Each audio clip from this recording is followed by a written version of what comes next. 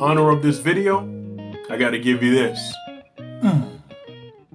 Little tricep action. For training programs, meal plans, and coaching, make sure you check out khpfitnessandtraining.com. What's going on, my fitness seekers all over the world? KHP Fitness here with another video for you. Today, I want to talk about my part 5 video that I made, pushing through for the pump, where I talk about the traps and a move that you can do to really increase them. There are so many different ways, but what I am doing is taking it from the dumbbells and barbells to the bands to show you how it's done. So, just like I was telling in the other video, I am going to give you long form on these videos detailing on what you can do to get the most out of this and little tips that you can use to make it more suitable and easier and more comfortable as you're doing it.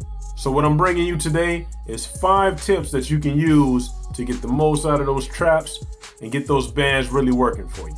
So why build your traps? What particular reason? I mean, it sounds pretty crazy, right? Why build your shoulders? Why build everything?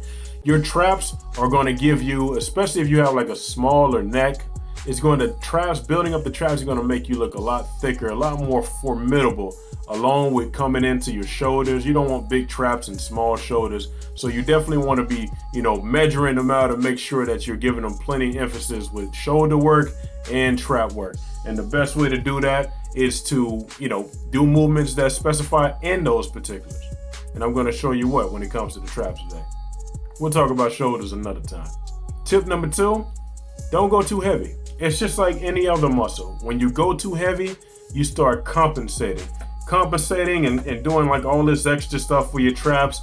It's not a good thing you want to do, because you might be able to lift it, you might be able to grip it, but think about if you're doing something crazy with it and it's something that you're going to have to concentrate on more of the heaviness of it instead of technique, it's a bit too heavy and you don't want to go that route. It'll definitely take away from the gains you would indeed be getting from the movement. So check the ego at the door, guys.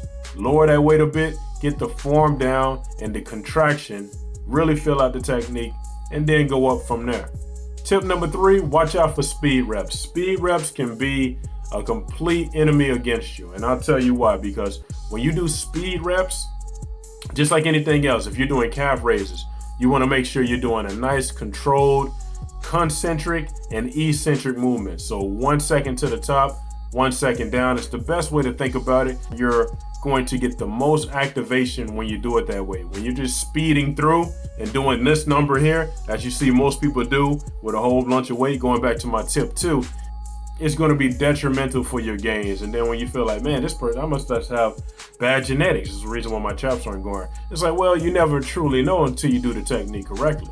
So if you're not doing the technique correctly, as I said on step 1, check that ego, slow those reps down, nice and controlled squeeze at the top, and drop it nice and controlled. That's how you want it. Tip number 4, concentrate on that squeeze. Now, the reason that you concentrate on squeeze is just like when you're doing a bicep curl. You want to concentrate on that squeeze at the top on each one. It's the same thing with the traps. You concentrate on that squeeze at the top, and don't stand too upright when you're doing it. You want to be at an angle. Talk about that a little bit, but I want to concentrate on that squeeze. So you want to squeeze at the top and drop it down. 1 second squeeze and back down is how you want to do it. And that'll be a good way to slow down the tempo, get the most out of it. Just that little bit, I'm feeling it. Just the squeezing I've been doing in this video, I've been feeling it because I'm really in depth with knowing my muscle connection, my mind-muscle connection. It's very important, and I'll talk about that more too in a later video. Tip number 5, you want to be at a slight lean forward angle. So not too much up or down. Let me turn to the side so you can see. So not completely up going like so. You want to be at an angle, especially if you're going to be doing this with like a barbell, but I'm giving it to you from the band perspective.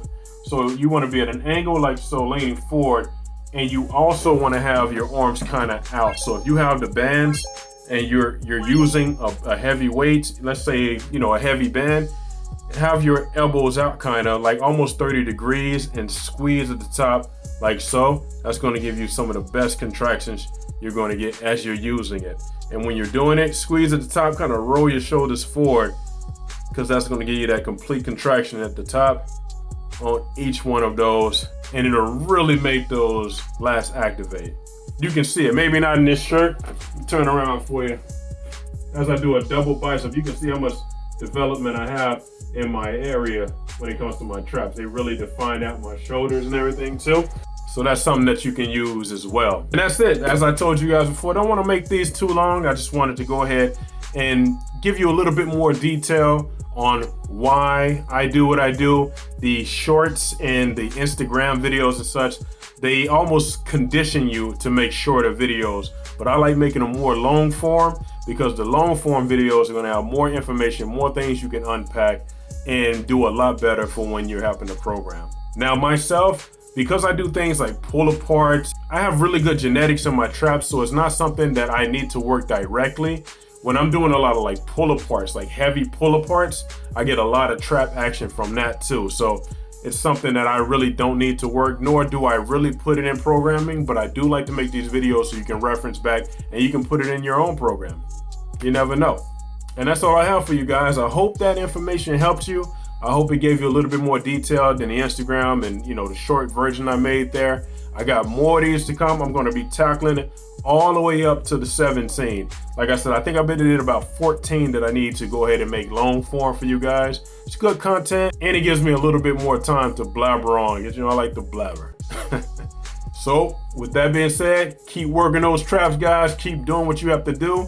And I got one more thing for you. If you're interested in coaching, meal plans, and training programs, make sure you go ahead and check those out. I have those for you, 3, 4, 5 day splits or more if you need to, but don't go too crazy, guys. As I always say, unless you're competing or something like that, but your body needs rest. So if you're getting the nutrition and you're getting everything else with that, you're gonna get a good combination of the Holy Trinity: training, nutrition, and sleep. Make sure to like, comment, subscribe, tell your friends, share this video, and keep watching, man, because I got more stuff coming for you guys in the near future. Thank you again for watching. You guys have a great day. I'll talk to you soon.